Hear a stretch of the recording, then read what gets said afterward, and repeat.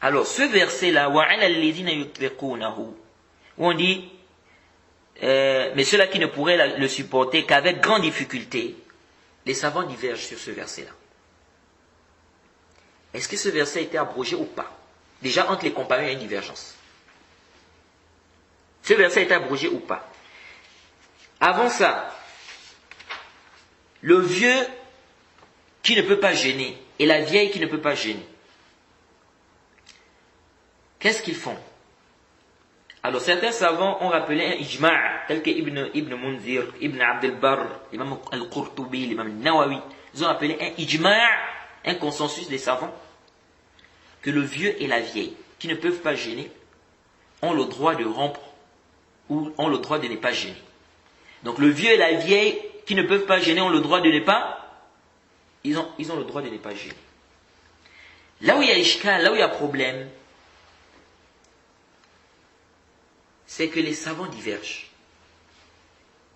Le vieux et la vieille qui ne peuvent pas gêner. Est-ce que ils doivent nourrir chaque jour un pauvre? Là, il y a une divergence. La majorité des savants, l'imam Shafi'i, l'imam Ahmed, l'imam Ishaq, Abu Hanifa, et ça a été, c'est l'avis de l'imam du compagnon Anas, d'Ibn Abbas, d'Abu Huraira. Parmi les tabi'in, c'est l'avis de Ikrima, de Saïd ibn Musayyib, de Atta, de Qatada, de Saïd ibn Jubair et bien d'autres. Tous ceux-là disent, le vieux et la vieille qui ne peuvent pas gêner, ils doivent nourrir chaque jour un pauvre. Deuxième avis. Et bon, ça c'est l'avis aussi, cet avis-là, que je viens de citer, c'est l'avis d'Ibn Qudama, de Nawawi, du Sheikh al-Islam ibn Taymiyyah, Ibn Qayyim, Ibn Kathir, c'est l'avis du Sheikh al-Albani, c'est l'avis du Sheikh ibn Baz, Sheikh ibn Uthaymin, Sheikh Muqbil, et de beaucoup de savants contemporains. Deuxième avis, c'est l'avis de l'imam Malik.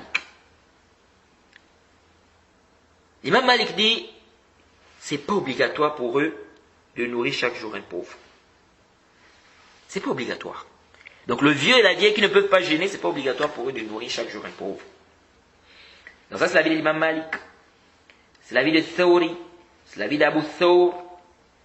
C'est l'avis de Al-Qasim ibn Muhammad parmi les tabi'in, de Salim ibn Abdillah, de Makhul, de Rabi' ibn Abdurrahman, de Saïd ibn Abdulaziz. C'est un avis de l'imam Shafi'i, c'est l'avis d'Ibn Munzir, c'est l'avis d'Ibn Abd al-Barr, c'est l'avis d'Ibn Hazm.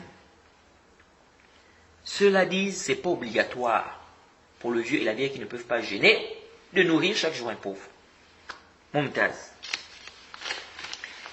Alors, ceux qui disent que le vieux et la vieille doivent nourrir chaque jour un pauvre, ils s'appuient sur quoi? Sur la lecture d'Ibn Abbas du verset. Parce qu'Ibn Abbas il a été rapporté dans Sahih al-Bukhari qui lisait le verset là, وَعَلَى الَّذِينَ يُطَوَّقُونَ فِدْيَةٌ طَعَامٌ مِسْكِينٌ. Et c'est ce qu'ils ont traduit en français. C'est-à-dire ceux-là qui ne pourraient le supporter qu'avec grande difficulté ou qu'avec difficulté. C'est la qira'a là qu'ils ont traduite. Mais en arabe, dans le mushaf que nous avons là en arabe, la lecture qui est là c'est وَعَلَى الَّذِينَ يُطِيقُونَهُ. Ceux-là qui peuvent, donc ils peuvent jeûner, il y a une compensation. C'est-à-dire tu as le choix. Si tu veux tu jeûnes, si tu veux tu fais le it'am. C'est-à-dire si tu ne jeûnes pas tu fais la compensation en fait. Ibn Abbas a dit ce verset-là, لَيْسَتْ بِمَنْسُوخَ. Ce verset n'a pas été abrogé. هو الشيخ الكبير والمرأة الكبيرة لا يستطيعان أن يصوما يطعمان عن كل يوم مسكينا.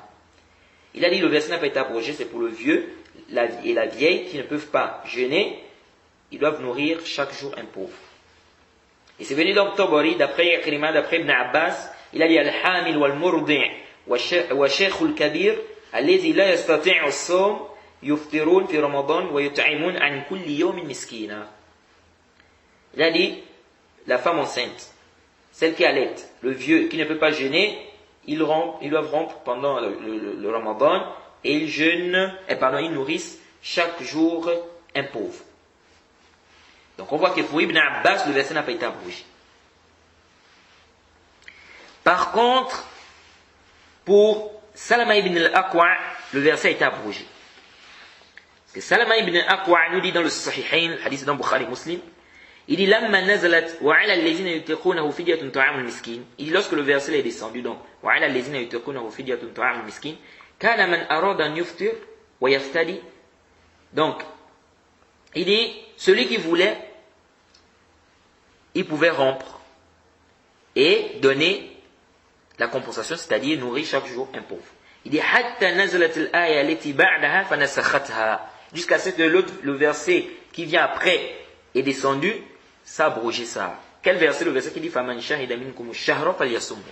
Celui parmi vous qui est présent, qu'il jeûne. Ça c'est un ordre. Donc ici Salam ibn Aqwa va nous faire comprendre que ce verset là, wa 'ala alladhina yutiqunahu, c'est-à-dire ceux-là qui peuvent jeûner, il y a une compensation. C'est-à-dire si tu peux jeûner, Jay, tu as le choix, tu n'es pas obligé de jeûner. Mais si tu ne jeûnes pas, il y a une compensation. Tu dois nourrir chaque jour un pauvre. Il dit après ce verset a été abrogé. On a obligé maintenant le jeûne. C'était obligatoire. Là, il n'y avait plus de si tu veux, c'est-à-dire si tu veux pas jeûner, tu fais une compensation. Non, il n'y avait plus ça. C'était obligatoire de jeûner maintenant. Jade. Ibn Omar aussi, dans le Sahih Muslim, et Bukhari aussi, confirme que le verset a été abrogé. Par le verset qui dit فَمَنْ شَهِدَ مِنْكُمُ الشَّهْرَ فَلْيَصُمْهُ. As-Sahih, Ar-Rajih, Allah Ta'ala A'lam, l'avis qui est juste, c'est que le verset est abrogé. Le verset là ne nous parle pas du vieux ou de la vieille qui ne peuvent pas jeûner. Ça ne nous parle pas du vieux et de la vieille qui ne peuvent pas jeûner. Pourquoi? Qu'est-ce qui nous prouve ça? Déjà le compagnon. Il dit lorsque le verset descend. Donc le compagnon est en train de nous parler de ce qu'il a vécu. Et lorsque le verset est descendu, voilà ce que les gens faisaient. Donc il dit celui qui pouvait, n'est-ce pas, il nourrissait un pauvre. Donc le compagnon est en train de dire ce qu'il a vécu lorsque le verset est descendu. Donc ça déjà ça prouve que le verset a abrogé. Parce que le compagnon il ne peut pas mentir. Il dit lorsque le verset est descendu, voilà ce qui s'est passé. Donc il nous relate ce qui s'est passé. Il dit ensuite, on a révélé l'autre verset, فَمَنْ شَهِدَ مِنْكُمُ الشَّهْرَ فَلْيَصُمْهُ. Celui parmi vous qui assiste, n'est-ce pas, qui est présent, n'est-ce pas, au début du mois, alors qu'il jeûne. Ça c'est un. Deux, c'est qu'il nous montre que le verset est abrogé. C'est qu'à la suite, qu'est-ce qu'Allah subhanahu wa ta'ala dit? أَرْجُوَ أَن تَنْتَبِهُونَ. Allah dit, فَمَنْ تَتَوَّعَ خَيْرًا فَهُوَ خَيْرٌ لَهُ وَأَن تَصُومُوا خَيْرٌ لَكُمْ إِن كُنتُمْ تَعْلَمُونَ. Allah subhanahu wa ta'ala dit, et si quelqu'un fait plus de son propre gré, c'est pour lui, mais il est mieux pour vous de jeûner si vous saviez. Mais il est mieux pour vous de jeûner si vous saviez. Ah. Si le verset là parlait du vieux et de la vieille qui ne peuvent pas jeûner, Allah subhanahu wa ta'ala devait dire, mais il est mieux pour vous de jeûner si vous saviez. Ils ne peuvent pas jeûner. Comment on va dire il est mieux pour eux de jeûner? Ils sont incapables de jeûner. Comment on va dire il est mieux pour eux de jeûner? La yukallifullahu nafsan illa wus'aha. Allah n'impose pas une âme c'est que dessus de ça, de sa capacité. Donc ils ne peuvent pas jeûner. Donc comment on va dire il est mieux pour vous de jeûner? Ça montre que le verset là ne parlait pas de celui qui ne pouvait pas jeûner. Le verset là parlait de celui qui pouvait jeûner. Donc il y avait le choix. Donc tu as la capacité de jeûner. Donc tu peux ne pas jeûner, mais tu donnes en compensation, tu nourris chaque jour un pauvre. C'est pourquoi Allah a dit, mais il est mieux pour vous de jeûner. Donc ce qui est mieux c'est de jeûner. Mais si tu veux, tu ne jeûnes pas, mais tu donnes en compensation, ça veut dire que tu nourris chaque jour un pauvre. Donc quand on regarde la suite du verset, le contexte du verset, on voit que c'est plus en conformité avec la vie de ceux qui ont dit que le verset est abrogé. Parce que le verset ne nous parle pas de ceux-là qui sont incapables de jeûner. Parce qu'à la suite, Allah subhanahu wa ta'ala dit, Mais il est mieux pour vous de jeûner. C'est-à-dire qu'Allah ici est en train de nous parler des gens qui ont le choix. Donc tu as le choix entre jeûner et nourrir un pauvre chaque jour. Mais Allah dit le jeûne est mieux. Donc ça nous montre ici ce verset. C'est-à-dire ce verset-là ne nous parle pas de celui qui est incapable de jeûner. Ce verset nous parle de celui qui était capable de jeûner. C'est pourquoi le verset dit وَعَلَى الَّذِينَ يُطِيقُونَهُ وَعَلَى الَّذِينَ يُطِيقُونَهُ فِدْيَةٌ طَعَامُ مِسْكِينٍ. C'est dans la qira'a d'Ibn Abbas qu'il y a وَعَلَى الَّذِينَ يُطَوَّقُونَهُ وَعَلَى الَّذِينَ يُطَوَّقُونَهُ. Et cette qira'a là aussi, certains savants parlé sur ça, tel qu'Imam Tabari, Abi Ubayd dans son livre An-Nasikh wal-Mansour, Ibn Arabi dans Ahkam al-Qur'an, Ibn Hazm al-Muhalla. Ala kulli hal, le zahir du verset, c'est que ce verset ne nous parle pas de celui qui est incapable de jeûner. Ensuite, le compagnon a dit le verset est abrogé. Donc si le verset a été abrogé, ça veut dire que c'était maintenant obligatoire pour les gens de jeûner. Est-ce que vous suivez?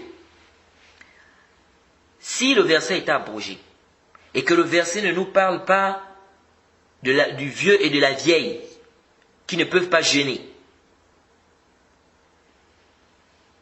est-ce qu'on peut venir dire que le vieux et la vieille doivent nourrir chaque jour un pauvre? Là, ils ne peuvent plus nourrir chaque jour un pauvre.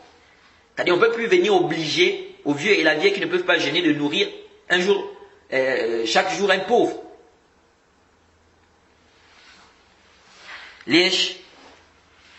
Parce que ici, on voit bien que le verset est abrogé. En ce moment, le verset ne parle même pas de ceux-là qui sont incapables de jeûner. Le verset parle de ceux qui sont capables de jeûner. Ça, c'est un. Deux, le verset est abrogé. Après, on a obligé le jeûne. Maintenant, si on a quelqu'un qui est incapable de jeûner, comme le vieux et la vieille, il ne peut pas jeûner. Il est incapable.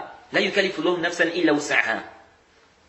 Où est le dalil qui oblige à ce vieux ou à cette vieille-là, de nourrir chaque jour un pauvre? Le dalil est où?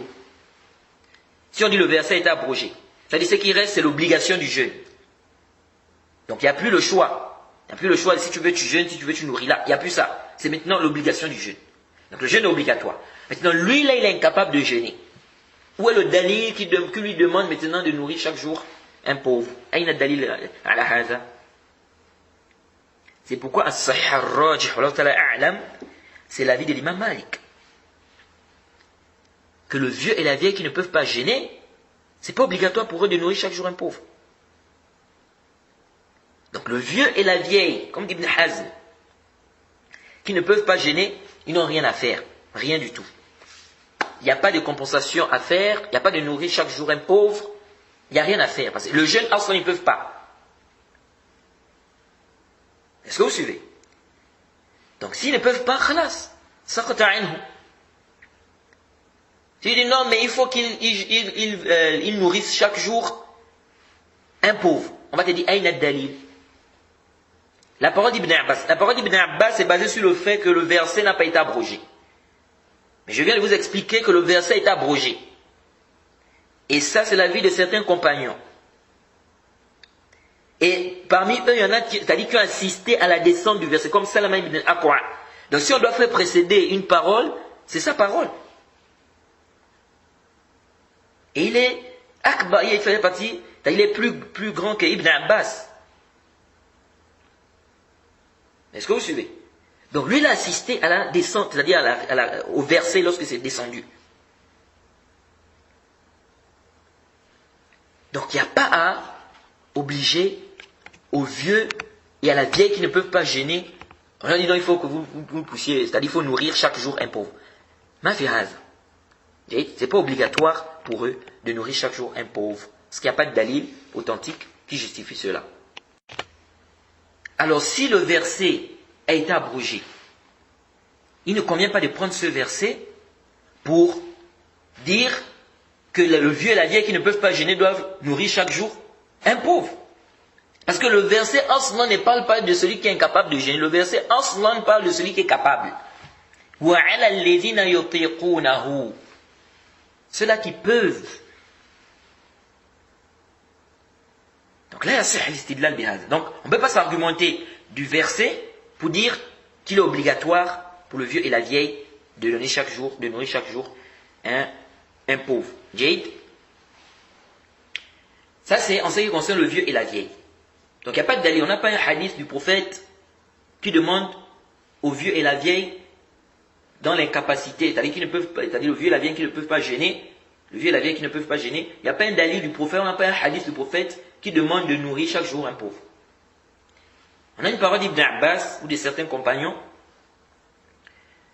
C'est pas un annonce du prophète. Et les compagnons Aslan ont divergé. Et Ibn Abbas s'est appuyé sur quoi? Il s'est appuyé sur le verset. Parce qu'il dit le verset n'a pas été abrogé, mais c'est pour le vieux, la vieille qui sont incapables de jeûner, la hubla, donc celle qui est enceinte, ou le murdi', celle qui allait. Donc il s'appuie sur le verset. Mais le verset Aslan, ça ne parle pas de celui qui est incapable. Ça c'est un. Et on a montré, j'ai cité ici la preuve. C'est-à-dire qu'est-ce qui prouve ça? Que ça ne parle pas de celui qui est incapable de jeûner. Parce qu'à la fin, un peu plus bas, Allah subhanahu wa ta'ala dit mais il est mieux pour vous de jeûner si vous saviez. Ça montre que ça ne parle pas de celui qui est incapable. Parce que celui qui est incapable de jeûner, on ne peut pas lui dire il est mieux pour toi de jeûner. Parce qu'il est incapable de jeûner. Donc ça montre que le verset ne parle pas de celui qui est incapable. Ça c'est un. Deux, le verset est abrogé. Donc Ibn Abbas, où est-ce qu'il a, c'est-à-dire que sa parole, il s'est basé sur quoi? Il s'est basé sur le verset. Mais du moment où le verset est abrogé, comme l'a expliqué Salama ibn Aqwa, ibn Omar, et de deux, le verset ne parle même pas de celui qui est incapable de jeûner. Donc il n'y a pas à prendre ça comme dalil. Quant à la qira'a de وَعَلَى الَّذِينَ يُطَوَّقُونَ, ça c'est une qira'a, n'est-ce pas? C'est la qira'a d'Ibn Abbas. Bien évidemment, les savants débattent, n'est-ce pas, sur le sujet. Alors, ça c'est pour le vieux et la vieille, qui ne peuvent pas jeûner. Et sachez que le malade, celui qui a une maladie dont on espère presque pas la guérison, par exemple les gens qui ont des maladies comme le diabète ou l'insuffisance rénale, que les médecins disent que vous ne pouvez pas jeûner. Donc lui là, il est difficile qu'on dise qu'à un moment il va rembourser le jeûne. Okay? Ce genre de maladie là, donc ce n'est pas des maladies qu'on va dire une maladie passagère. Ce genre de maladie là, l'imam Nawawi dit le hukm, le jugement de ceux qui ont ce genre de maladie, il dit ceux qui ont ce genre de maladie ont le même hukm que le vieux qui est incapable de jeûner. Il a dit bila khilaf. Il a dit hukmuhu ka hukmi shaykh al-ajiz an as-siyam bila khilaf. Il dit ça dans le Majmou' au tome 6 à la page 258 à 259. Donc, celui-là qui est incapable de jeûner, il ne peut pas jeûner, comme le vieux et la vieille. Et le vieux et la vieille qui sont incapables de jeûner. Ou quelqu'un qui a une maladie, comme on a dit là, par exemple le diabète, ou l'insuffisance rénale, le médecin dit tu ne peux pas jeûner. Sinon ça va porter atteinte à ta santé. Donc lui là, on ne peut pas dire non, ok, ta maladie, c'est-à-dire dans quelques temps, tu vas rembourser le jeûne là. Parce que lui, Ausman, ce sont des maladies, le plus souvent on n'espère pas, on espère presque pas la guérison, le plus souvent. Ça ne veut pas dire que la personne ne peut pas guérir. Alors, subhanahu wa ta'ala est capable, n'est-ce pas, de faire en sorte que la personne guérisse. Il y a un frère, ça fait peut-être 3 ans de cela, qui m'a dit qu'il connaît un frère qui était diabétique et qui est venu, qui a fait le pèlerinage ici, et il a pris l'eau de Zamzam, il a bu, il a fait des doigts. Et quand il est retourné au pays, il a fait des examens, on lui a dit qu'il n'avait plus le diabète. Est-ce que vous voyez? Donc Allah subhanahu wa ta'ala est capable de guérir la personne. Ça, il n'y a pas de doute. Mais on parle des maladies de manière générale. Le plus souvent, c'est des maladies dont les gens espèrent rarement la guérison. Donc ce genre de maladies comme le diabète, l'insuffisance rénale, j'ai des maladies comme ça où le médecin te dit que tu ne peux pas jeûner, sinon ce sera nuisible pour ta santé. Ce genre de maladies-là, donc les gens qui ont ce genre de maladies, l'imam Nawawi dit, ils ont le même hukm que le vieux qui est incapable de jeûner. Donc ici on dit qu'il n'y a pas de dalil qui oblige à ce genre de personnes-là de rembourser. Déjà rembourser, ils ne peuvent pas, parce qu'ils sont incapables. Il n'y a pas aussi de dalil authentique et clair qui oblige ces personnes-là de nourrir chaque jour un pauvre. Jade. Maintenant, la femme enceinte. La femme enceinte est celle qui allait. Ibn Hazm dit même, concernant le vieux et la vieille qui ne peuvent pas jeûner, il dit, Allah subhanahu wa ta'ala a dit, La yukallifu Allahu nafsan illa wus'aha. Allah n'impose pas une âme ce que de ses capacités. Il dit, Allah n'a pas imposé à ceux-là le jeûne. Et donc, il n'y a pas d'expiation aussi qu'on viendra imposer à ces gens-là. Il dit parce que Allah subhanahu wa ta'ala n'a pas imposé l'expiation à ces deux-là. Ni le prophète Mohammed sallallahu alayhi wa sallam. Il dit l'argent des gens, c'est quelque chose de sacré. Il faut quoi? Il faut un dalil, ou bien il faut un ijma'. Il faut un nas ou un ijma'. Et Ibn Abd al-Barr, lui il dit wa sahih fi nazar. Wallahu a'lam. Il dit la vie qu'il trouve juste, c'est l'avis de ceux qui ont dit que al-fidya ghayr wajiba ala man la yutiq as-siyam. Il dit لأن الله لم يوجب الصيام على من لا يطيقه. Il dit Ibn Abd al-Barr dit l'avis qu'il trouve juste, c'est l'avis de ceux qui ont dit il n'y a pas de compensation pour celui qui ne peut pas jeûner. Donc il n'y a pas à nourrir le pauvre. C'est-à-dire c'est pas obligatoire en fait. Il dit ceux qui ont dit que c'est pas obligatoire de nourrir, c'est pas obligatoire pour celui qui ne peut pas jeûner, de nourrir chaque jour un pauvre. Il dit l'avis qu'il trouve juste, c'est cet avis-là. Il dit car Allah subhanahu wa ta'ala n'a pas obligé le jeûne sur celui qui ne peut pas. Allah a obligé à celui qui est capable, qui peut. Il dit donc, celui qui ne peut pas faire le jeûne, il est comme celui qui ne peut pas s'élever concernant la prière. Il est comme aussi l'aveugle qui ne peut pas voir. Et donc, la compensation, il dit, le fait de dire qu'il faut la compensation de nourrir chaque jour un pauvre, il dit ça aussi, ça n'a pas été, il n'y a pas de dalil qui oblige cela dans le kitab. Donc ça c'est sahih. Le vieux et la vieille qui ne peuvent pas jeûner, il n'y a pas de, comment on appelle, il n'y a pas de pauvre à nourrir. Bon, maintenant, ceux qui disent qu'on doit nourrir là, ils divergent entre eux. C'est-à-dire ceux qui rendent obligatoire, ils divergent concernant la quantité de la nourriture. Bien évidemment, il n'y a pas vraiment un dalil aussi clair qui vient donner la quantité exacte que la personne doit donner. Donc, la personne donne ce quoi? La personne donne ce que la personne peut manger. Ce qui est connu, que la personne peut manger, la personne peut se rassasier avec. Ça, c'est si on parle du fait de nourrir un pauvre. Mais comme on a dit, ce n'est pas obligatoire.